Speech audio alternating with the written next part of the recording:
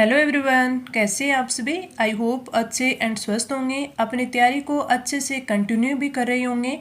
आप सभी का स्वागत है आपके अपने यूट्यूब चैनल लर्न विद प्रीति चौधरी में। आज के हमारे RS प्री 2023 की बात करें तो उसका टेस्ट नंबर है वो 81 टेस्ट नंबर है वो आज रहने वाला है, जिसमें आज के टॉपिक की बात करें तो राजस्थान और इंडिया दोनों की हिस्ट्री और आर्ट एंड कल्चर से क्वेश्चन रहने वाले हैं। क्योंकि स्टूडेंट के बार बार जो क्वेश्चंस है बार बार ये उनके कमेंट आ रहे हैं कि मैडम हमें इंडिया हिस्ट्री करवाओ, इंडिया आर्ट एंड कल्चर करवाओ। तो आज का जो क्लास है इसी पे रहने वाली है, राजस्थान और इंडिया पे। वेरी इंपॉर्टेंट क्लास है, आपको पूरी लेनी है। आज हम इसके 35 इंपॉर्टेंट क्वेश्चन करेंगे और इनके साथ साथ है और भी ज़्यादा क्वेश्चन करेंगे जो इनके इर्द गिर्द बन सकते हैं, उन क्वेश्चंस को भी सॉल्व करेंगे। आज मैं आपके साथ दो चीज़ें डिस्कस करूंगी। पहला तो ये कि काफ़ी सारे स्टूडेंट है बोल रहे हैं मैडम इंडिया हिस्ट्री है हमें करवाओ, आपका कंटेंट अच्छा है तो हमें ये भी करवाओ जिससे हमारी तैयारी और अच्छी हो जाए। तो देखिए, मैं आपको पूरी थ्योरी के साथ तो इंडियन हिस्ट्री नहीं करवा सकती, लेकिन हाँ ये मैं आपको बोलती हूँ कि आपको इनके क्वेश्चंस आंसर यानी टेस्ट के रूप में आपको प्रोवाइड करवा दी जाएगी। साथ में ये जैसे इसके कुछ ऐसे टॉपिक होते हैं जैसे अधिवेशन वाला आ गया, या फिर हमारे जो आपके आधुनिक हिस्ट्री है इंडिया की उससे क्वेश्चन आ गए, तो वो जो टॉपिक है जो छोटे टॉपिक होंगे उनको मैं हमारी जो 2D सक्सेस सीरीज है उसमें इंक्लूड करके करवा दूंगी। बड़े टॉपिक होंगे उनके मैं आपको क्वेश्चंस आंसर है करवा दूंगी। जैसे कल की हमारी जो क्लास रहने वाली है उसमें मैं आपको जैन और बौद्ध धर्म, इन जैन और बौद्ध धर्म के पूरे 70 क्वेश्चन है इंपॉर्टेंट वो मैं आपको करवाऊंगी। बस उसकी पूरी तैयारी हो चुकी है, PDF वगैरह पूरी बन चुकी है, बस आपको क्लास रिकॉर्ड करनी रही है, तो वो मैं आज कर दूंगी। तो कल आपको जैन और बौद्ध धर्म के 70 क्वेश्चन है वो मिल जाएंगे। आपने पढ़ सब कुछ रखा है, बस रिवीजन है। और कुछ एक टॉपिक जो आपको अच्छे से याद नहीं होते हैं तो उनके मैं आपको क्वेश्चन आंसर प्रोवाइड करवा दूंगी, तो उन्हीं से आपके एग्जाम में क्वेश्चन है वो बन जाएंगे। अगर आपने जैन एवं धर्म है वो अच्छे से याद कर लिया है तो आपके लिए प्लस पॉइंट है कि आप क्वेश्चन आंसर करोगे और अच्छे से हो जाएगा। अगर आपने नहीं भी किया है तो आप 70 क्वेश्चन करोगे तो इनमें से ही आपके प्री में क्वेश्चन है वो बन जाएंगे, इससे बाहर है वो टॉपिक से क्वेश्चन नहीं जाएगा। तो वेरी इंपॉर्टेंट कल की क्लास रहने वाली है। और भी अगर आपको लगे कि इंडिया हिस्ट्री या करंट अफेयर है, आर्ट एंड कल्चर है, उसके टॉपिक है जो आपको चाहिए कि हाँ अगर आप उसके क्वेश्चन आंसर करवा दो तो और ज़्यादा अच्छे से हमारे कवर हो जाएं, तो आप कमेंट करके बता देना। कोशिश करूँगी सारे टॉपिक करवाने की, लेकिन जो आप बताओगे उनको पहले करवा दूंगी, मैं आपको पहले प्रोवाइड करवा दूंगी। दूसरी बात ये कि आप सभी के मेरे को पर्सनल इंस्टाग्राम पे मैसेज आ रहे हैं कि मैम आप बहुत अच्छा कंटेंट दे रहे हो, लेकिन अगर आप फेस टू फेस वीडियो लाके हमें समझाओ तो और ज़्यादा अच्छे से हमें समझ में आए। तो ये भी आपकी अच्छी बात है, इस पे भी विचार चल रहा है। अब हमारा जो यूट्यूब फैमिली है वो हमारी 3,000 सब्सक्राइबर हो चुकी हैं, इससे कुछ आगे हैं। तो अब जैसे ही हमारी 5K फैमिली पूरी हो जाती है यूट्यूब फैमिली, तो मैं आपको हमारे यहाँ पे लाइव आपके क्लासेज है वो भी प्रोवाइड हो जाएंगे, और साथ में आपकी जो फेस टू फेस वीडियो के साथ है क्लासेज आपको प्रोवाइड करवा दी जाएगी। तो अब हमें जल्दी से जल्दी है हमारा 5K की यूट्यूब फैमिली करनी है, तो आपके हाथ में है, आप जितना जल्दी करोगे उतनी ही जल्दी है हमारी फेस टू फेस वीडियो जो है वो स्टार्ट हो जाएंगी। साथ में लाइव क्लासेस भी आपके यहाँ पे स्टार्ट कर दी जाएंगी। तो आपको और हमें बहुत ही मेहनत से ये जो फैमिली है इसको आगे बढ़ाना है। तो आप अपने दोस्तों के साथ ज़्यादा से ज़्यादा शेयर कीजिए ताकि हमारी जल्दी से जो हमारे ये यूट्यूब परिवार है वो जल्दी से 5K का हो जाए और हमारी यहाँ पे लाइव और फेस टू फेस वीडियो की क्लासेज है वो स्टार्ट हो जाए। तो दोनों ही आपकी आज की बातें महत्वपूर्ण थी, आप इस पर गौर जरूर करिएगा। तो चलिए अब हमारा जो टेस्ट है वो स्टार्ट करते हैं। हमारा जो टेस्ट है उसका आज का फर्स्ट क्वेश्चन है, सेंट्रल इलेक्ट्रोकेमिकल रिसर्च इंस्टीट्यूट की स्थापना अलगप्पा चेटियार, डॉक्टर शांति स्वरूप भटनागर एवं पंडित जवाहरलाल नेहरू के प्रयासों से कहाँ और कब की गई। चेन्नई 1948 में, लखनऊ में 1951 में, शिवगंगा 1953 में और कराईकुड़ी 1953 में। तो जो हमारा राइट आंसर होगा वो होगा ऑप्शन है फोर्थ है। जो अलगप्पा चेटियार है, डॉक्टर शांति स्वरूप भटनागर है, और डॉक्टर शांति स्वरूप भटनागर और पंडित जवाहरलाल नेहरू इनके प्रयासों से ये जो 1953 में कराईकुड़ी में जो केंद्रीय विद्युत रासायनिक अनुसंधान केंद्रीय विद्युत रासायनिक रासायनिक अनुसंधान की है वो स्थापना की गई थी। और जो ये हमारा CSIR या फिर CECRI है, ये दक्षिणी एशिया में एक इलेक्ट्रोकेमिस्ट्री के लिए सबसे बड़ा शोध प्रतिष्ठान है। तो आपको याद रखना है ऑप्शन 4 कराईकुडी 1953 में। आगे बढ़ते हैं, अगला क्वेश्चन। मौर्यकालीन मूर्तियों में मणिभद्र यानी यक्ष नाम से अंकित मूर्ति किस स्थान से प्राप्त हुई है? नौहग्राम से, झिंका नगरा, बेसनगर और परखम। तो जो हमारा राइट आंसर होगा वो होगा ऑप्शन 4 है, परखम है। ये भारत के उत्तर प्रदेश का है। भारत के जो उत्तर प्रदेश है, उत्तर प्रदेश का एक गांव है और ये मथुरा से 20 किलोमीटर है वो दक्षिण में पड़ता है। तो यहाँ पे मणिभद्र यानी यक्ष की है, ये इनकी प्राचीन भारत में एक लोकप्रिय देवता के रूप में इनको पूजा जाता था, जिनकी मूर्ति है वो यहाँ से प्राप्त हुई है। तो राइट आंसर ऑप्शन 4। अगला क्वेश्चन। टोटी आभूषण शरीर के किस हिस्से में पहना जाता है? कटी, हाथ, नाक और कान में। तो आपका राइट आंसर हो जाएगा ऑप्शन 4। जो टोटी नामक आभूषण होता है वो कानों में पहना जाता है। ये सोने का होता है और ये एक छल्ले जैसा होता है। ये छल्ला होता है और उसके अंदर है वो त्रिभुज जैसी इसी ये आकृतियां बनी हुई होती है। तो ये होता है आपका टोटी आभूषण, जो ज़्यादातर है वो जाट और मेघवाल जाति की जो महिलाएं हैं वो इनको पहनती हैं। Right answer option 4। आगे बढ़े, अगला क्वेश्चन है कि इस साइड त्योहार दे रखे हैं और इस साइड है उनकी उत्सव की तिथि यानी माह दे रखा है। इनका हमें मिलान करना है, कौन सा त्योहार है, कब और किस तिथि को मनाया जाता है। सबसे पहले बात करें बूंदी की कजली तीज की। तो जो बूंदी की कजली तीज है ये बनाई जाती है हमारे भाद्रपद कृष्ण तृतीया को। तो इसमें ए में 1 आ जाएगा। बात करें होली की, तो होली है वो फाल्गुन पूर्णिमा को बनाई जाती है, तो 2 आ जाएगा। पर्युषण पर्व की बात करें तो ये भाद्रपद माह में बनाया जाता है। गणगौर की बात करें तो ये चैत्र माह में मनाई जाती है। तो इसका जो राइट आंसर वही हो जाएगा, ए में 1, बी में 2, सी में 3 और डी में 4। तो राइट आंसर ऑप्शन 2 हो जाएगा। आगे बढ़ते हैं, निम्न कथनों पर विचार कीजिए और दिए गए कूट का प्रयोग करते हुए सही उत्तर का चयन कीजिए। विजयनगर के शासक कृष्णदेव राय ने अमुक्तमाल्य ग्रंथ की रचना की थी। कृष्णदेव राय को आंध्र भोज के नाम से भी जाना जाता है।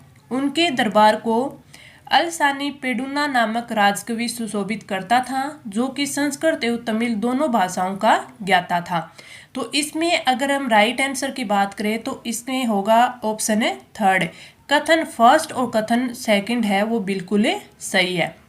इसमें एक चीज़ आप और याद रखना कि जो विजयनगर साम्राज्य है इसके अंदर जो ज़्यादातर इसका राजस्व का स्रोत था, ये कई बार पूछ लिया जाता है कि राजस्व का स्रोत इसका क्या था, यानी राजस्व का मुख्य स्रोत अगर आपसे पूछ ले तो ये था इनका आपका भूमिकर।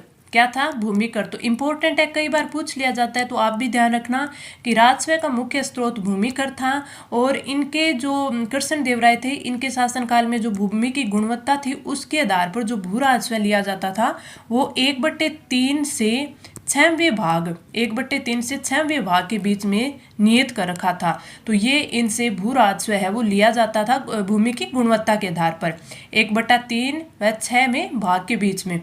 तो ये दोनों चीज़ें आप याद रखना। ज़्यादा जो राजस्व का मुख्य स्रोत है वो भूमि कर था और कर है वो इस भाग में लिया जाता था। और इस क्वेश्चन का राइट आंसर ऑप्शन 3 हो जाएगा। आगे बढ़े, अगला क्वेश्चन। निम्नलिखित में से पुरातात्विक स्थलों के संबंध में कौन सा कथन है वो असत्य है? जोधपुरा, जो कि जयपुर में एक पुरातात्विक स्थल है, शुंग एवं कुषाणकालीन सभ्यता स्थल है। इसवाल, जो कि उदयपुर है, से हाथी दांत व हड्डियां मिली है। रेडियो कार्बन तिथि के अनुसार नोह सभ्यता, जो कि भरतपुर की है, का समय 1100 ईस्वी से 900 ईस्वी पूर्व माना जाता है।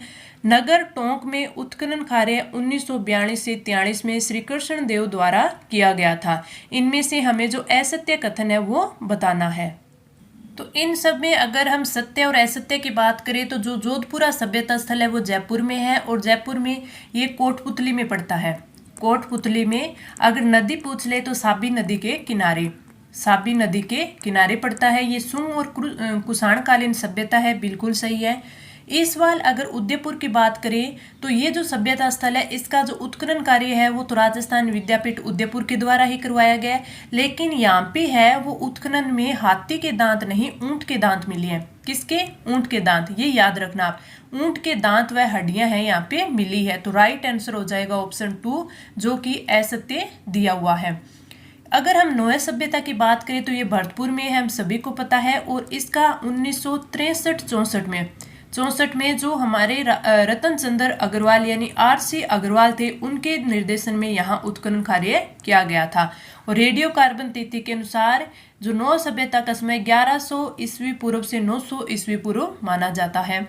अगर हम नगर की बात करें जो कि टोंक का पुरातात्विक स्थल है, ये जो टोंक का उनियारा कस्बा है उसके पास में स्थित है, उनियारा कस्बा है उसके पास में स्थित है। और यहाँ पे जो उत्खनन कार्य वो 1942-43 में कृष्ण देव के द्वारा करवाया गया। तो बाकी के सारे सही है, राइट आंसर आपका ऑप्शन 2। आगे बढ़े, अगला क्वेश्चन, चौहान वंश की विभिन्न शाखाओं के संबंध में निम्नलिखित कूट फर्स्ट व कूट सेकंड को सही सुमेलित करके हमें बताना है। चौहान शाखा है और इस साइड इनके संस्थापक और मूल पुरुष है। अगर आपको याद हो मैंने 2 से 3 दिन पहले ही ऐसा एक जो आपका फैक्ट था वो मैंने टेलीग्राम पे शेयर किया था, जिसमें मैंने आपको सारी की सारी रियासतें जैसे चौहान शाखाओं के दे रखे हैं यहाँ पे तो ये, लेकिन वहाँ पे मैंने सारे के सारे और इस साइड है उनके संस्थापक यानी जहाँ जो मूल पुरुष है वो मैंने आपको वहाँ पे शेयर किए थे, क्योंकि इनसे क्वेश्चन है काफ़ी बार बनता है, आपसे पूछा जा सकता है कि जो आपके चौहान शाखाएं हैं इसको किसने स्टार्ट किया था या फिर किसने इनके संस्थापक है, ये पूछा जाता है, तो आपके लिए इम्पोर्टेंट बन जाता है। तो आपको जो मैंने आपको एक पिक मान लीजिए आप या स्क्रीनशॉट है वो वहाँ पे मैंने आपको प्रोवाइड करवाया था, तो वो पूरा का पूरा आप याद कर लेना। इस क्वेश्चन की बात करें तो इसमें हमारा शाकंभरी का अगर संस्थापक देखें तो जो अपना बिजोलिया अभिलेख है, बिजोलिया शिलालेख मान ले, अभिलेख मान ले, तो उसके अंदर डॉक्टर जो दशरथ शर्मा है उनके अनुसार जो शाकंभरी के चौहान वंश का आदि पुरुष है वो वासुदेव को माना जाता है, और इन्होंने 551 ईस्वी के आसपास है वहां पर राज्य स्थापित किया था। तो ए में आपका थर्ड आ जाएगा। रणथंभौर के चौहान वंश का संस्थापक की बात करें तो ये जो पृथ्वीराज थे उनके बेटे गोविंद राज के द्वारा किया गया, तो बी में फर्स्ट आ जाएगा। नाडोल के चौहान वंश की शाखा के संस्थापक है वो जो आपके शाकंभरी के चौहान शासक थे, ये वाकपतिराज, ये शाकंभरी के एक शासक थे। इनका पुत्र था, कौन था? लक्ष्मण चौहान। तो उन्होंने नाडोल जो शाखा थी उसके संस्थापक है, उनकी स्थापना की थी। जालोर की बात करें तो जो जालोर में चौहान वंश की स्थापना है वो 1181 है, 1181 ईस्वी में है वो, इसमें स्थापित हुआ था जालोर शाखा, चौहानों की शाखा। तो इसका आ जाएगा कीर्तिपाल, और इसको क्या बोलते हैं? कित्तू एक महान शासक, तो इसे कित्तू भी बोलते हैं, कीर्तिपाल। तो इसमें आप देख लेना, ए में थर्ड आ जाएगा, बी में फर्स्ट आ जाएगा, सी में फोर्थ और डी में सेकंड। आगे बढ़े, हमारा अगला क्वेश्चन, मध्यकालीन राजस्थान में भूमि के स्वामित्व के आधार पर भूमि के विभाजन के संदर्भ में असुमेलित कथन है वो हमें बताना है। खालसा, यह भूमि सिद्धि राज्य के अधीन होती थी। भोम, इस भूमि पर लगान नहीं देना पड़ता था। जागीर, यह भूमि राज परिवार के लिए होती थी। और शासन, भूमि पूज्य के लिए दी जाती थी, भूमि है वो पुण्य के लिए दी जाती थी। मध्यकालीन राजस्थान में जो भूमि के स्वामित्व के आधार पर भूमि को 4 भागों में बांटा गया था। सबसे पहले खालसा की बात करें तो ये भूमि सिद्धि राज्य के अधीन होती थी। इस भूमि पर जो भी लगान होता था, लगान है वो निर्धारित किया जाता था, और वसूल करने या लगान में छूट देने, यानी जो लगान निर्धारित करना या फिर लगान को वसूलना, इसमें छूट देने का कार्य ये राज्य के अधिकार में होता था, यानी जो राज्य का अधिकारी होता था वो ही करता था। तो आपका कथन ये फर्स्ट है वो तो बिल्कुल सही है। भौम भूमि की बात करें तो इस भूमि पर जो लगान है वो नहीं देना पड़ता था, इसमें लगान है वो नहीं देना पड़ता था, लेकिन जो अगर आवश्यकता पड़ती थी तो जो भूमियों से राजकीय सहायता के लिए सेवाएं हैं वो ली जाती थी। आवश्यकता पड़ने पर ही इन भूमियों से वो आवश्यकताएं वो ली जाती थी। जागीर भूमि है, इसकी बात करें तो ये भूमि राजकीय परिवार के लिए नहीं होती थी, ये भूमि सैनिक सेवाओं के लिए सेवाओं के लिए मान ले, या फिर जो अन्य राजकीय सेवाएं होती थी उनके बदले में सामंतों या अधिकारियों को दी जाती थी। इस भूमि को बेचना है या बदलना है राज्य की अनुमति से ही संभव हो पाता था। ये नहीं होता था कि वो सामंत या अधिकारी इसको निर्धारित करे। अगली है शासन भूमि। तो ये भूमि पुण्य के लिए दी जाती थी। तो बिल्कुल सही है। तो राइट आंसर आपका ऑप्शन है थर्ड हो जाएगा। आगे बढ़े अपना अगला क्वेश्चन। निम्नलिखित में से कौन सा विकल्प है वो संप सभा का मुख्य नियम में नहीं था? चोरी और लूटपाट नहीं करना, नित्य स्नान, ईश्वर की पूजा और हवन करना, स्वदेशी वस्त्रों का प्रयोग करना, आपसी विवादों के फैसले पंचायत में ना करना और अदालत में जाना। अगर हम संप सभा के मुख्य नियम की बात करें तो इनके मुख्य नियम थे, एक तो था शराब न पीना, शराब न पीना, चोरी लूटमार ये नहीं करना, यानी चोरी और लूटमार नहीं करना, डकैती नहीं करना, डकैती नहीं करना, गांव-गांव में स्कूल खोलना, नित्य स्नान करना, ईश्वर की पूजा करना, हवन करना। जो पिछड़ी जातियां थी उनको आर्थिक जो स्थिति थी उनको सुधारने में मदद करना, आपसी जो भी विवाद होते थे फैसले होते थे वो पंचायतों में करना, उनका अदालत में न जाना, और बेगार नहीं करना, बेगार है वो नहीं करना, अन्याय का विरोध करना, साथ में जो स्वदेशी वस्त्र है उनका यूज करना। तो इसमें अगर हम देखें तो हमारा जो ऑप्शन फोर्थ होगा वो इनमें नहीं है, कि आपसी विवादों के फैसले पंचायत में करना, अदालत न जाना था, जो कि इसने उल्टा दे रखा है। तो राइट आंसर ऑप्शन फोर्थ। आगे बढ़े। प्रजामंडल आंदोलनों के संदर्भ में असत्य कथन का चयन करना है। मेवाड़ प्रजामंडल राजस्थान का प्रथम प्रजामंडल था, ये पहला इन्होंने गल दे दिया। जयपुर प्रजामंडल है वो राजस्थान का प्रथम प्रजामंडल था। झालावाड़ प्रजामंडल राजस्थान का सबसे नवीन प्रजामंडल था। झालावाड़ प्रजामंडल की जो स्थापना है वो जो मांगीलाल भव्य उनके द्वारा 1946 में की गई थी और राजस्थान का सबसे नवीन प्रजामंडल था। बीकानेर प्रजामंडल की स्थापना राजस्थान से बाहर हुई थी, बिल्कुल सही है। कब हुई थी?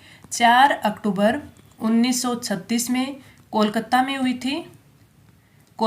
हुई थी। इसके अध्यक्ष है वो मघाराम वेद या मधाराम वेग है, आपके मघाराम में वेद थे, और जो इसके कोषाध्यक्ष है वो लक्ष्मीदास को बनाया गया था। राजस्थापल हत्याकांड है वो डूंगरपुर प्रजामंडल से संबंधित था, ये भी बिल्कुल सही है। तो आपका राइट आंसर ऑप्शन है फर्स्ट हो जाएगा। आगे बढ़े अगला क्वेश्चन। एकीकरण के चरण दे रखी और इस साइड है उसकी राजधानी दे रखी है। तो एकीकरण का हमने 2D सक्सेस सीरीज में बिल्कुल अच्छे से इसको कंप्लीट किया है। तो अगर वो आपने क्लास ले ली 10-1 मिनट की होगी तो आपका सारे के सारे एकीकरण से टॉपिक है वो बिल्कुल सही जाएंगे। प्रथम एकीकरण का जो प्रथम चरण था उसकी राजधानी है वो कौन सी थी? अलवर। तो आपके प्रथम में क्या आ जाएगा? सेकंड आ जाएगा। द्वितीय चरण की बात करें तो द्वितीय चरण की राजधानी कोटा थी। तीसरे चरण की बात करें तो तीसरे जो चरण था उसकी राजधानी क्या थी? उदयपुर थी। और चौथे चरण की बात करें तो चौथे चरण की जो राजधानी है वो जयपुर थी। और जयपुर जो राजधानी है वो पी सत्यनारायण जो राव समिति थी, सत्यनारायण ये समिति है आपको याद रखनी है, पी सत्यनारायण राव समिति थी, उसकी सिफारिश पर है वो जयपुर को राजधानी बनाया गया था। तो आपका ए में 2, बी में फर्स्ट, सी में फोर्थ और डी में थर्ड है आपका राइट आंसर है हो जाएगा। आगे बढ़े अपना अगला क्वेश्चन। निम्नलिखित में से असुमेलित युग्म को छांटना है। इस साइड उनकी उपाधि और इन साइड उन व्यक्तियों के नाम दे रखे हैं। राजस्थान का जतिन दास की बात करें तो ये बाल मुकुंद बिस्सा है, बिल्कुल सही है। चिड़ावा का गांधी की बात करें तो पंडित जुगुल किशोर चतुर्वेदी नहीं थे, ये थे आपके मास्टर प्यारेलाल। तो आपका राइट आंसर क्या हो जाएगा? आपका ऑप्शन 2 ही हो जाएगा जो कि गल दे रखा है।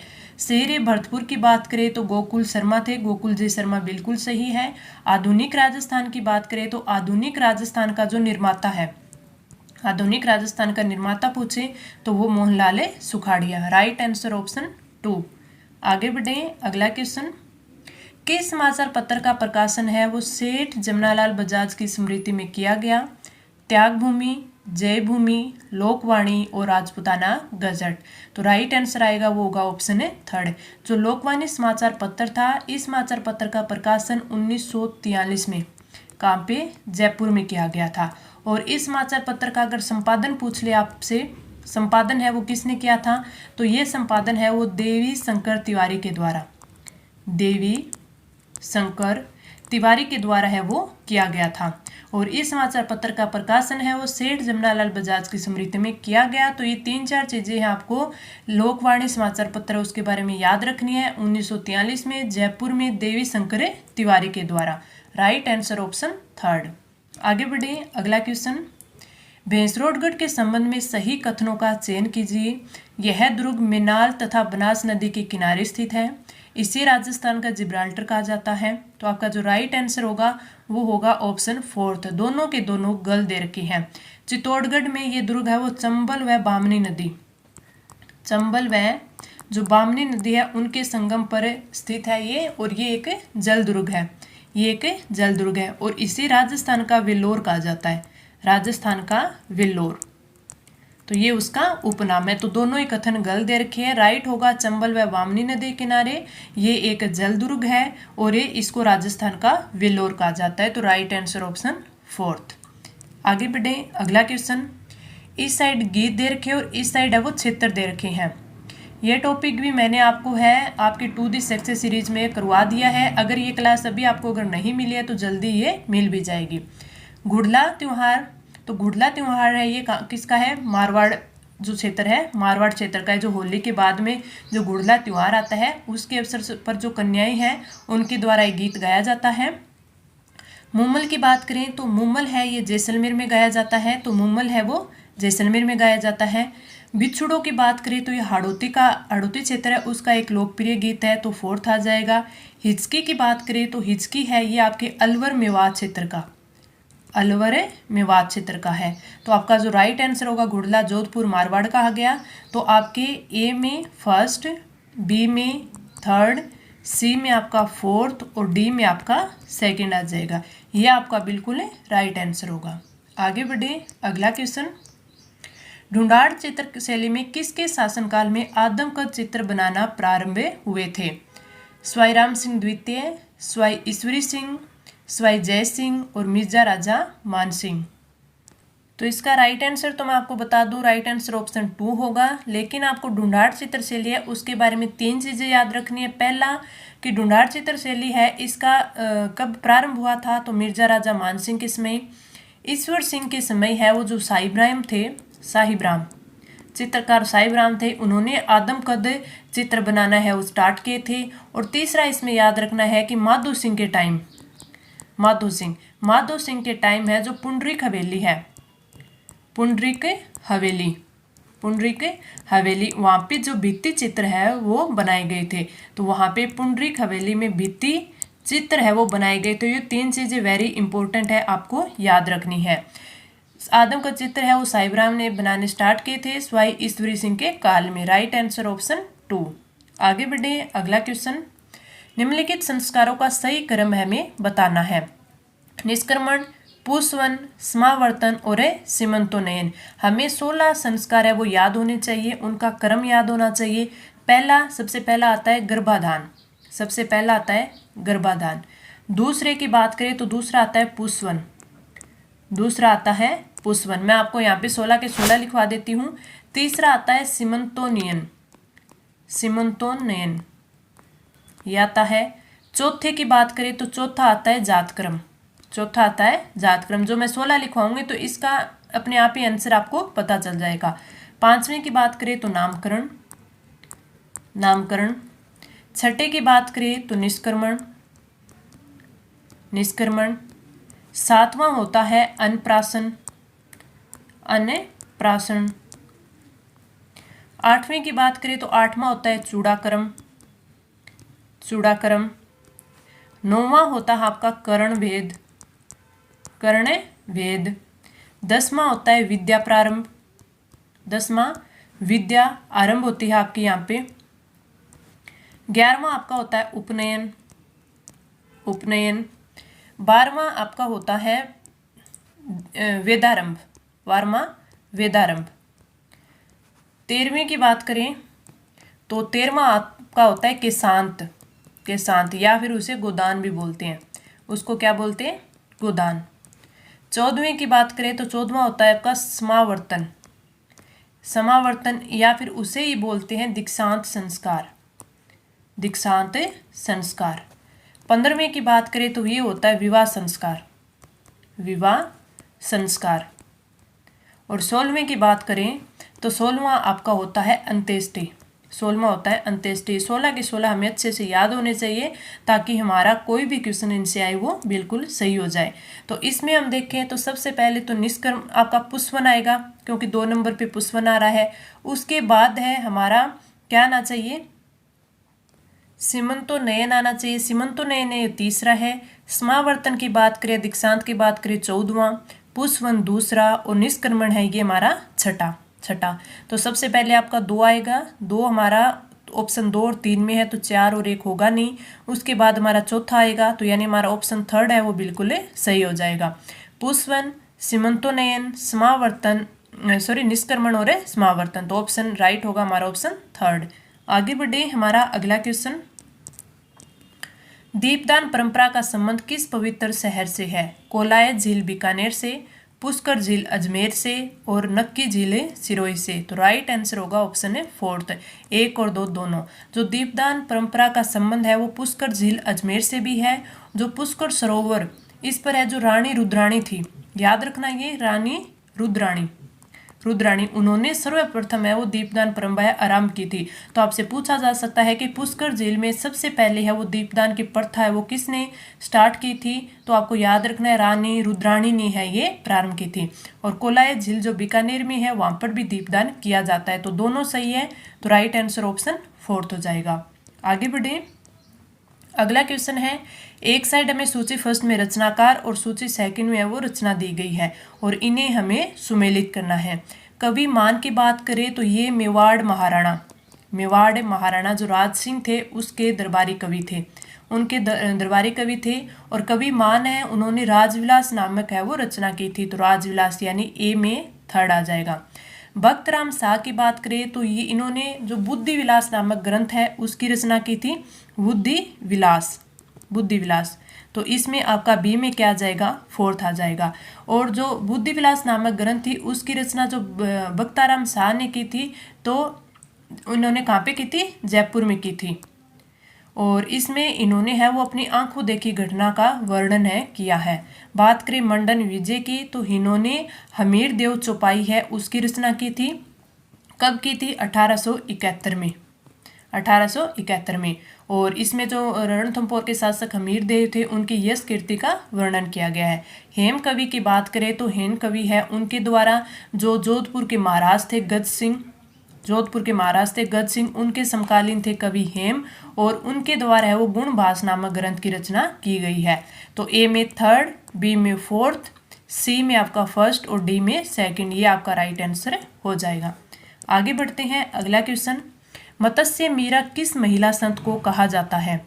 सहजोबाई, दयाबाई, भूरीबाई और रानाबाई। तो जो राइट आंसर होगा वो होगा ऑप्शन है 1। सहजोबाई का जन्म सबसे पहले तो आप याद रखना डेहरा गांव अलवर में हुआ था। डेहरा गांव अलवर में सहजोबाई ने ये है इन्होंने जो ये भगवान कृष्ण श्री कृष्ण थे उनकी भक्ति की थी, इसलिए इनको क्या बोला जाता है, मत्स्य मीरा कहा जाता है। इनके ग्रंथ कई बार आपसे पूछ ले जाते हैं कि इनके प्रमुख ग्रंथ कौन कौन से हैं। तो प्रमुख ग्रंथ आपसे पूछ ले तो ये है सहज प्रकाश, सहजोबाई से सहज प्रकाश और शब्द वाणी और तीसरा है 16 तिथि। तो ये तीनों आपको याद रखनी है। अब हम आगे बढ़ते हैं हमारा अगला क्वेश्चन। निम्नलिखित में से किस लोकनाट्य में मंच की सजावटें की जाती है? रम्मत, तुरा कलंगी, चार बेत और अली बख्शी। तो राइट आंसर हो जाएगा ऑप्शन 2 तुरा कलंगी। अगर हम तुरा कलंगी ख्याल की बात करें, लोकनाट्य की बात करें तो इसमें शिव ये जो है ये शिव पार्वती की कहानी पर आधारित है। शिव पार्वती के कहानी पर आधारित है। इसमें कई बार क्वेश्चन पूछ लिया जाता है कि इसमें जो तुर्रा है वो किसे कहते हैं और कलंगी है वो किसे कहते हैं। तो तुर्रा है वो शिव को कहते हैं, शिव को, और कलंगी है वो पार्वती को कहते हैं, कहा जाता है। और जो तुरा कलंगी के प्रवर्तक है वो तुकनगीर को बोला जाता है, तुकनगीर। और शाह अली, ये दोनों है, ये आपका जो तुरा कलंगी लोक नाट्य है इसके प्रवर्तक है। मेवाड़ में जो तुरा कलंगी है उसको जो सहेडू सिंह है और हमीद बेग है उन्होंने लोकप्रिय बनाया था। ये एक ऐसा एकमात्र लोक नाट्य है जिसमें मंच की है वो सजावट की जाती है। तो राइट आंसर हो जाएगा ऑप्शन 2। आगे बढ़ते हैं, अगला क्वेश्चन, सल्तनत कालीन स्थापत्य कला के बारे में सत्य कथन या कथनों पर विचार कीजिए। यहाँ से हमारी इंडियन हिस्ट्री है वो स्टार्ट हो चुकी है। इससे पहले हमने Rajasthan history and art and culture के क्वेश्चन किए, अब हम इंडिया हिस्ट्री और आर्ट एंड कल्चर के क्वेश्चन करेंगे। इसमें भारतीय स्थापत्य की क्षैतिज शैली एवं इस्लामी स्थापत्य की मेहराब धरनी शैली का समन्वय मिलता है। मेहराब व गुंबद है वो मूलतः तुर्क मुसलमानों के आविष्कार नहीं थे। तुर्कों ने भारत में प्रचलित स्तंभ और सहतीर के स्थान पर कभी मेहराब व गुंबद का प्रयोग नहीं किया गया। तुर्कों ने हिंदू अलकरण घंटी, स्वास्तिक व कमल का प्रयोग नहीं किया था। तो इसका जो राइट आंसर होगा, क्या वो पूछा इन्होंने कि इनके सत्य कथन हमें बताने हैं, तो इसके सत्य कथन ए और बी है।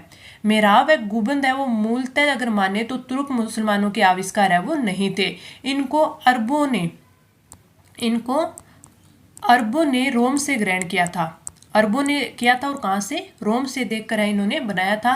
तो इन्होंने अरबों ने रोम से ग्रहण किया था। अगर हम बात करें तुर्कों की, तो तुर्क है वो तुर्कों ने हिंदू अलंकरण घंटी और स्वास्तिक और साथ में जो बेल है वो और कमल का प्रयोग है वो किया था। इसमें नहीं दे रखा है लेकिन किया था। और उन्होंने इमारतों पर अलंकरण के लिए जो ज्यामितीय फूल डिजाइन आते हैं, फूल डिजाइनों के साथ है वो अरबी आयतों को लिखा था। तो अगर आपसे पूछ ले तो अरबी आयतों को लिखा था तुर्कों ने, आयतों को लिखा था। और ये विधि है, अगर ये पूछी जा सकती है कि इस विधि को क्या बोलते थे, तो इस विधि को बोलते थे अरेबस्क। इस विधि को क्या बोलते थे? अरेबस्क। और इस्लाम में जो जीवित वस्तु का चित्रण है वो निषिद्ध था और ज्यामितीय अलंकरण का प्रचलन था। तो आपका जो राइट आंसर होगा, जो कथन ए और बी है ये दोनों सत्य हैं, तो राइट आंसर ऑप्शन 3 हो जाएगा। आगे बढ़ते हैं, अगला क्वेश्चन, विष्णु का प्राचीनतम उल्लेख है कहाँ मिलता है? ऋग्वेद में, सामवेद में, शतपथ ब्राह्मण में और गोपते ब्राह्मण में। तो राइट आंसर ऑप्शन फर्स्ट है। विष्णु का प्राचीनतम उल्लेख है वो ऋग्वेद में मिलता है। विष्णु एक ऋग्वेदिक देवता थे। क्या थे? ऋग्वेदिक देवता थे तथा अन्य देवताओं के समान प्रकृति के देवता भी माने जाते हैं। और ये क्या थे? ऋग्वेदिक। वे सूर्य के क्रियाशील रूप का प्रतिनिधित्व करते हैं। और जो ऐत्रेय ब्राह्मण है, ऐत्रेय ब्राह्मण में इसमें विष्णु को सर्वोच्च देवता मानना है। तो आप याद रखना, आपसे अगर पूछा जा सकता है कि जो विष्णु है इनको सर्वोच्च, आपको पूछ ले सर्वोच्च देवता किस में माना गया है, तो ऐत्रेय जो ब्राह्मण है, ऐत्रेय ब्राह्मण में है, इनको सर्वोच्च देवता है माना है। यहाँ लिख देती हूँ तो आपको याद रहेगा, सर्वोच्च देवता माना गया है। तो 2-3 चीजें आप याद रखना। Right answer option first. आगे बढ़ते हैं, अगला क्वेश्चन, मनुस्मृति में सरस्वती और दृश्यवती नदियों के बीच के प्रवेश को पुकारा जाता है। आर्यवर्त, सप्तसिंधु, ब्रह्मवर्त और ब्रह्मसिदेश। तो इसका जो राइट आंसर होगा ऑप्शन 3। मनुस्मृति सबसे प्राचीन स्मृति है। मनुस्मृति की बात करें तो सबसे प्राचीन स्मृति है। मनुस्मृति में जो आर्य संस्कृति के विस्तार का वर्णन है वो 4 क्षेत्रों में है। किसमें? 4 में। एक तो जो बहर्षी क्षेत्र है, बहर्षी क्षेत्र, एक आपका ब्रह्मवर्त, एक आपका मध्य देश और एक आपका है मध्य देश और इसके साथ आर्यवर्त। तो ये 4 क्षेत्र हैं वो आपके मनुस्मृति में आर्य संस्कृति के विस्तार का वर्णन है। इन 4 क्षेत्रों में ये बहर्षी देश हो गया, ब्रह्मवर्त हो गया, मध्य देश हो गया और आर्यवर्त हो गया। अगर इनमें आपसे पूछे कि जो सरस्वती और दृश्यवती नदी है इनके बीच के प्रदेश को क्या बोला गया, तो ये बोला गया है ब्रह्मवर्त। और जो सरस्वती और दृश्यवती के बीच का प्रदेश है वो सबसे पवित्र समझा जाता है। क्या बोला जाता है? सबसे पवित्र। तो पहली बात तो आपको ये याद रखना है कि जो मनुस्मृति है इसमें जो आर्य संस्कृति के विस्तार का जो वर्णन किया गया, 4 क्षेत्र याद रखने इंपॉर्टेंट है। 4 क्षेत्र याद रखनी है। और इन नदियों के बीच के क्षेत्र को ब्रह्मवर्त कहा गया और ये सबसे पवित्र समझा गया है। तो राइट आंसर ऑप्शन 3। आगे बढ़े, अगला क्वेश्चन, जैन धार्मिक ग्रंथ अंगों का संकलन है वो सर्वप्रथम किस संगीति के अंतर्गत किया गया था? वल्लभी, पाटलिपुत्र, वैशाली और मथुरा। तो राइट आंसर ऑप्शन 2। जैन धार्मिक ग्रंथ अंगों का संकलन है जो पाटलिपुत्र संगीति थी उसके अंतर्गत किया गया था। अगर हम चतुर्थ शताब्दी ईसा पूर्व में प्रथम जैन सम्मेलन का आयोजन है उसकी बात करें, प्रथम जैन सम्मेलन उसकी बात करें तो उसका आयोजन है वो पाटलिपुत्र में किया गया था। और इस सम्मेलन की अध्यक्षता पूछी जाती है, वेरी इंपॉर्टेंट है, तो आपको अध्यक्षता बतानी है। इसकी अध्यक्षता है वो स्थूलभद्र ने की थी। स्थूलभद्र ने इसकी क्या की थी? अध्यक्षता की थी। और इस सम्मेलन में है वो 12 अंगों में जैनों के सिद्धांत का संकलन किया गया। कितने अंगों में? 12 अंगों में, वेरी इंपॉर्टेंट है। और जैन धर्म और बौद्ध धर्म के कल की क्लास में हम 70 क्वेश्चन करेंगे, वेरी इंपॉर्टेंट क्लास रहने वाली है कल की आपको। तो आपको अपने फ्रेंड्स के साथ भी, अपने दोस्तों के साथ भी कल की क्लास को शेयर करना है और कल की क्लास किसी को भी मिस नहीं करनी, अच्छे से उसको अटेंड करना है। आगे बढ़ते हैं। अगला है कि इस साइड है सुल्तान दे रखे हैं और इस साइड उनके कार्यालय दे रखे हैं कि किस सुल्तान ने इन कार्यालयों को बनवाया था या फिर किस सुल्तान के कार्यकाल में ये जो प्रथाएं हैं या फिर ये जो आपके कार्यालय है वो चलाए गए थे। सबसे पहले बात करें हम वकील सुल्तान की, तो वकील सुल्तान है इसे जो तुगलक वंश था, तुगलक वंश, उस तुगलक वंश का जो अंतिम सुल्तान था नासिरुद्दीन उन्होंने स्थापित किया था। और ये कार्यालय कुछ ही दिनों तक बना रहा था। तो आपके ए में क्या आ जाएगा? फर्स्ट आ जाएगा। फिर बात करें दीवान अर्ज की, तो दीवान अर्ज है ये एक सैन्य विभाग था और ये मैंने आपको पहले भी टेस्टों में कई बार बताया है। ये आपका सैन्य विभाग था और इसे किसने बनवाया था? बलबन ने बनवाया था। दीवान ए मुस्तखराज की बात करें तो ये जो बकाया राजस्व की वसूली की जाती है, बकाया राजस्व की जो वसूली की जाती है उस हेतु बनाया था अलाउद्दीन खिलजी ने। अब हम बात करें नायब ए मुमलात या मुमलकत की, तो ये जो मोहिंदुन बहराम शाह था उसके द्वारा बनाया गया था। तो मोहिंदुन बहराम इसके द्वारा बनाया गया था। और ये जो नायब ए मुमलकत है पद का जो सर्जन किया गया। और उस समय जो सत्ता के 3 केंद्र होते थे, इसके अंदर है वो सत्ता के 3 केंद्र होते थे। कौन कौन से? एक तो सुल्तान खुद होता था, एक नायब होता था और तीसरा वजीर होता था। तो आप ये चीज़ भी याद रख सकते हैं कि उस टाइम सत्ता के 3 केंद्र होते थे। नासिरुद्दीन महमूद ने वकील सुल्तान बनवाया, बलबन ने दीवान अर्ज, अलाउद्दीन खिलजी ने दीवान मुस्तखराज और मुइनुद्दीन बहराम शाह ने नायब ए मुमलकत। तो ये आपका राइट आंसर हो जाएगा। आगे बढ़ते हैं। अगला क्वेश्चन, कौटिल्य के अर्थशास्त्र में उल्लेखित संस्था शब्द का संबंध है वित्तीय प्रशासन से, गुप्तचर व्यवस्था से, न्याय प्रशासन से और कर व्यवस्था से। तो कौटिल्य ने जो अर्थशास्त्र में मौर्यकालीन प्रशासन था उसके बारे में विस्तृत रूप से वर्णन किया है। और अर्थशास्त्र में जो संस्था शब्द है तो ये शब्द है ये गुप्तचर के लिए लिया गया है। तो गुप्तचर को गुड पुरुष भी कहा जाता था। क्या बोला जाता था? गुड पुरुष। तो आप याद रखना कि गुप्तचर था उसको गुड पुरुष भी बोला जाता था अगर पूछा जाए। और उस टाइम है वो 2 प्रकार के गुप्तचर होते थे। कितने प्रकार के? 2 प्रकार के होते थे। एक तो होते थे संस्था, जो हमने इस क्वेश्चन में बात की है। दूसरे होते थे संचार। तो ये 2 प्रकार के होते थे, संस्था और संचार। अगर संस्था की बात करें तो संस्था है वो एक ही स्थान पर रहकर है वो गुप्तचरी करता था। और जबकि जब संचार की बात करें तो ये एक स्थान से दूसरे स्थान पर घूम कर गुप्तचरी करता था। तो आप ये याद रखना, ये जो क्वेश्चन आपका वेरी इंपॉर्टेंट है। तो आपको याद रखना है मौर्यकालीन जो आपका अर्थशास्त्र है उसमें 2 प्रकार के गुप्तचर के बारे में बताया गया है। एक तो संचार, दूसरा संस्था का जो अभी क्वेश्चन में जिक्र किया है तो ये तो एक ही स्थान पर रह के है वो गुप्तचरी करता था और संचार है ये घूम कर गुप्तचरी करता था। तो राइट आंसर ऑप्शन 2 हो जाएगा। आगे बढ़े। अगला क्वेश्चन, इस साइड एक साइड रचना और इस साइड है वो रचनाकार दिए गए हैं। हमें इनका मिलान इसमें हमें असुमेलित बताना है कि कौन सा असुमेलित है। कुमारदास की बात करें तो ये सिंहल देश के निवासी थे। कहाँ के? सिंहल देश के निवासी थे और इन्होंने सातवीं शताब्दी थी तो सातवीं शताब्दी में है वो जानकी हरण नामक महाकाव्य लिखा था। तो इन्होंने क्या लिखा था? जानकी हरण काव्य। अगर हम बात करें त्रिविक्रम भट्ट की, तो जो त्रिविक्रम भट्ट है ये 9वीं सदी के थे। कौन सी? 9वीं सदी के थे। और उनके द्वारा तो जो ग्रंथ लिखा गया था वो था नल चप्पू ग्रंथ इनका प्रसिद्ध था। और चंपू काव्य गद्य व पद्य दोनों होते थे। चंपू काव्य में पता है चंपू है वो गद्य व पद्य दोनों होते थे। तो त्रिविक्रम भट्ट के द्वारा नल चप्पू लिखा गया था। आगे अगर हम बात करें भट्ट नारायण के, तो ये 7वीं सदी के थे।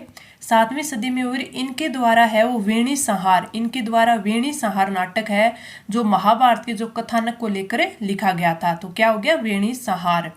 भवभूति की बात करें तो भवभूति है वो 8वीं सदी के थे और इनके द्वारा है वो 3 ग्रंथ लिखे गए थे। 3 नाटक मान ले, ग्रंथ मान ले, ये लिखे गए थे। कौन कौन से लिखे गए? तो एक तो महावीर चरित लिखा गया था। दूसरा इनके द्वारा मालती माधव लिखा गया था। माधव लिखा गया था। और तीसरा इनके द्वारा उत्तर रामचरित लिखा गया था। उत्तर रामचरित ये इनके द्वारा लिखा गया था। तो इसमें आपका डी में क्या आ जाएगा? थर्ड आ जाएगा।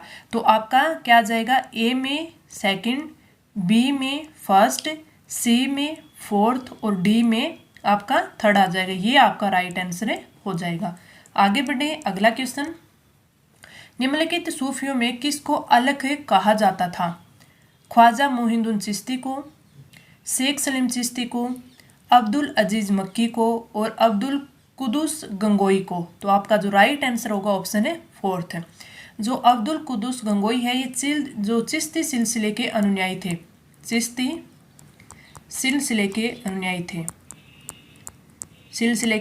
थे। इन्होंने अपनी जो खानका गंगो है, यानी कि जो इनकी खानका ये गंगोह में स्थापित की थी। ये कहाँ पे स्थापित की थी? गंगोह यानी सहारनपुर यहाँ पे इन्होंने स्थापना की थी। इसलिए इनको क्या कहा जाने लगा? गंगोही कहा जाने लगा। और ये अलख नाम से कविताएं लिखते थे, इसलिए इनको अलख कहा जाने लगा। तो राइट आंसर क्या हो जाएगा? ऑप्शन है फोर्थ। आगे बढ़े, अगला क्वेश्चन। पुर्तगालियों के विरुद्ध मिस्र व तुर्की के साथ संघ बनाने वाला राज्य कौन सा था? बीजापुर, गुजरात, खानदेश और बहमनी। तो आपका जो राइट आंसर होगा वो हो जाएगा ऑप्शन है 2 गुजरात। जो पुर्तगाली थे तो पुर्तगालियों के विरोध में जो महमूद बेगड़ा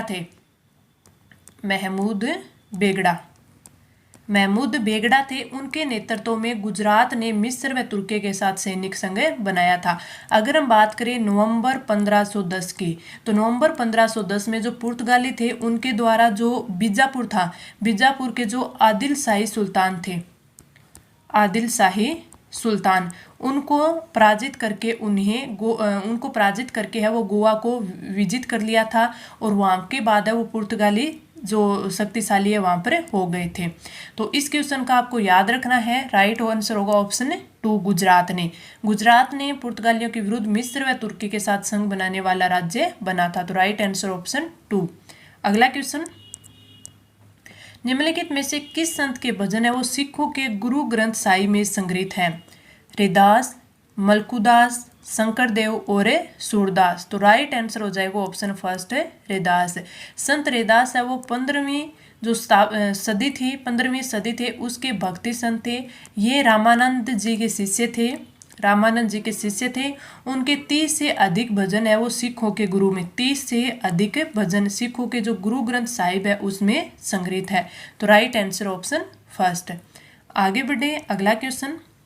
भारतीय मंदिर स्थापत्य में निम्नलिखित में से कौन सा मंदिर है वो पंचायतन अवधारणा का प्राचीनतम उदाहरण है? देवगढ़ का दशावतार मंदिर, भुवनेश्वर का शत्रुघ्नेश्वर मंदिर, सिरपुर का लक्ष्मण मंदिर और पाथरी का शिखर मंदिर। तो अगर हम राइट आंसर की बात करें तो हमारा राइट आंसर हो जाएगा ऑप्शन है फर्स्ट, देवगढ़ का दशावतार मंदिर।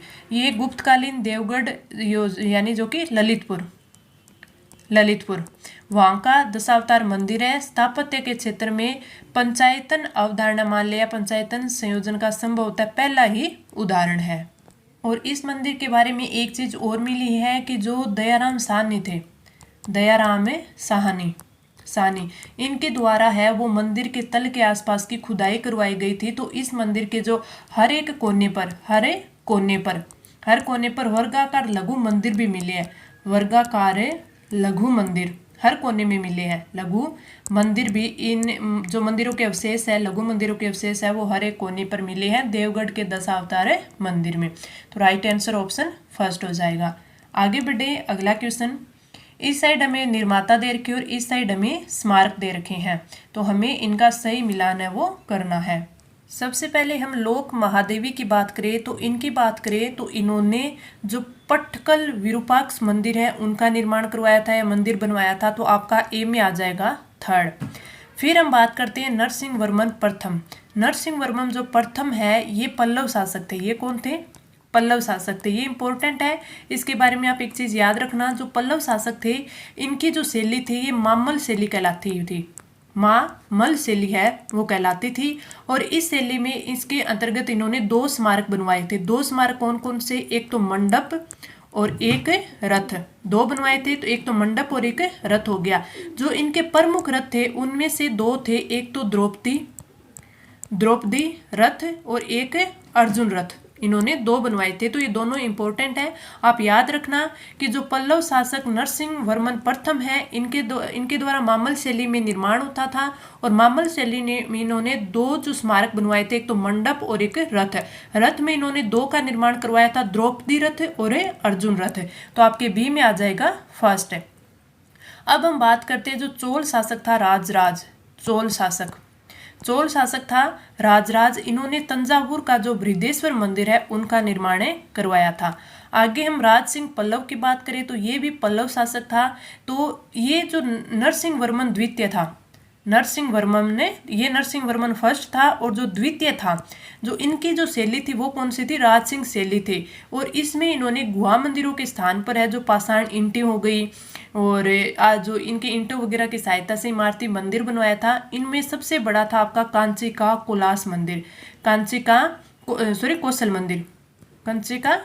कौशल मंदिर। ये टाइपिंग में थोड़ा हो गया। कौशल मंदिर था। एक इन्होंने वैकुंठ पेरुमल मंदिर भी बनवाया था, एक सौर मंदिर भी बनवाया था। तो इन दोनों को भी यहाँ पे याद रखना। तो इसमें आपका हो जाएगा, डी में आपका सेकंड हो जाएगा। तो आपका ए में थर्ड आ जाएगा, बी में आपका फर्स्ट आ जाएगा, सी में आपका फोर्थ आ जाएगा और डी में आपका क्या आ जाएगा? आपका 2 आ जाएगा। तो ये आपका राइट आंसर हो जाएगा। आगे बढ़ते हैं, अगला क्वेश्चन। 1857 के विद्रोह के निम्नलिखित स्वतंत्रता संग्राम सेनानियों में किसे महकपरी की पदवी दी गई? जिन्नत महल, हजरत महल, लक्ष्मीबाई और उपयुक्त में से कोई नहीं। तो right answer option 2 Hazrat Mahal को। जो 1857 का विद्रोह हुआ था उसमें जो हजरत महल थी उन्होंने जो विरजिस कादिर को लखनऊ का नवाब बनाया था। कहाँ का?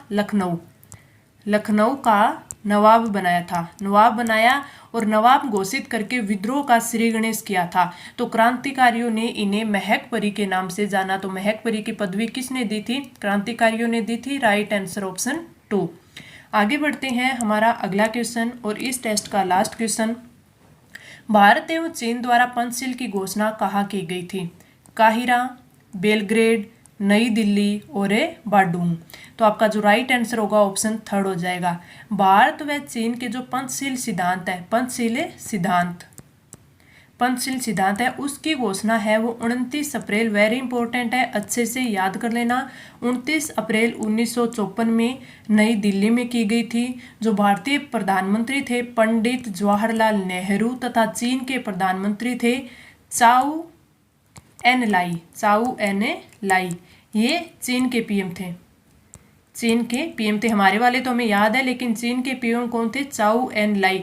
इनके बीच है वो जो पंचशील है वो सिद्धांत या पंचशील सिद्धांत है, यानी मैत्री का सिद्धांत था ये, और अंतर्राष्ट्रीय शांति की स्थापना के लिए किया गया था। तो याद रखना है, right answer option 3 very important है। कब हुआ? 29 अप्रैल 1954 में नई दिल्ली में भारत के प्रधानमंत्री पंडित जवाहरलाल नेहरू, चीन के प्रधानमंत्री चाउ एन लाई के बीच में जो मैत्री का सिद्धांत हुआ, अंतर्राष्ट्रीय शांति की स्थापना के लिए हुआ, हुआ पंचशीली समझौता या पंचशीली सिद्धांत। तो राइट आंसर ऑप्शन थर्ड। तो ये मैंने आपको इम्पोर्टेंट 35 क्वेश्चन है करवा दिए, वेरी इंपॉर्टेंट थे। इसके साथ हमने बहुत सारे क्वेश्चन भी किए हैं। तो आपको क्लास कैसी लगी आप कमेंट करके ज़रूर बताना। साथ में इस क्लास को अपने दोस्तों के साथ ज़्यादा से ज़्यादा शेयर करना, ताकि हमारा जो यूट्यूब फैमिली है वो जल्दी से जल्दी 5 की है वो बन जाए। तो चलिए अब हम मिलते हैं कल की क्लास में, जिसमें हम जैन और बौद्ध धर्म के क्वेश्चन आंसर करेंगे। तब तक के लिए धन्यवाद।